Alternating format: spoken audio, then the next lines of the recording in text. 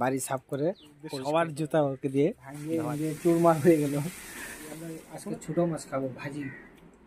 আজকে সবাইকে বাইরের কামে ঘরের সাফ করার কামে লাগিয়ে আমি বানাচ্ছি কি মাছ। সেই দেখো আজকে আমি তো নিজে তৈরি করছি মাছ, জানি না কিভাবে হবে, কীরকম হবে, তথাপি আজকে আমি তৈরি করছি মাছ। গরিব, আমরা অত্যন্ত গরিব, তাই আমরা আজকে ছোটো মাছ খাবো ভাজি। মাছ দিয়ে টমেটো দিয়ে তরকারি বানিয়ে খাবো। তো গাইস দেখো কড়াইতে মাছ দিলাম, এই যে মাছ ভাজছি,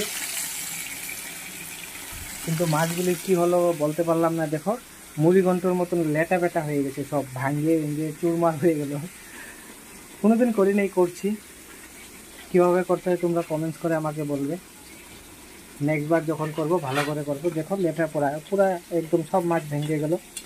কি হচ্ছে, মুড়িঘণ্টর মতন হয়ে গেছে।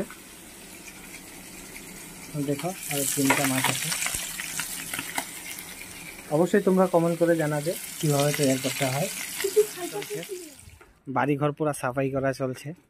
এই যে উনি হচ্ছে কাপড় ধরছে, এত সময় ঘর দুয়ার ঝাড়ু করলো। আজকে এক্সট্রা হাজিরা দেবো ওনাকে, তাই আজকে খুব কষ্ট করছে উনি। আর এখানে আমি হচ্ছে আগুন জ্বালালাম বাড়ি সাফ করে পরিষ্কার করার জন্য। আর ওইখানে হচ্ছে ওই যে আমার ছোটো মেয়ে সারাদিন বসে বসে মোবাইল দেখে, বড় মেয়ে সরি, সারাদিন বসে বসে মোবাইল দেখে, তাই সবার জুতা ওকে দিয়ে ধোয়াচ্ছি। দেখা আপনি লাপরওয়াহি কা নতিজা। কমেন্টস করে বলো তো কেমন হয়েছে, কেমন। আর উনি ঘর দুয়ার সাফা করে বিছা লাগিয়ে বসে আছে, আর ওনাকে দিয়ে পুরা একদম মুছি।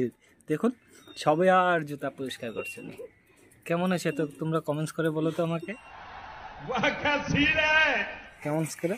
আজকের ভিডিওটা এতটুকুই।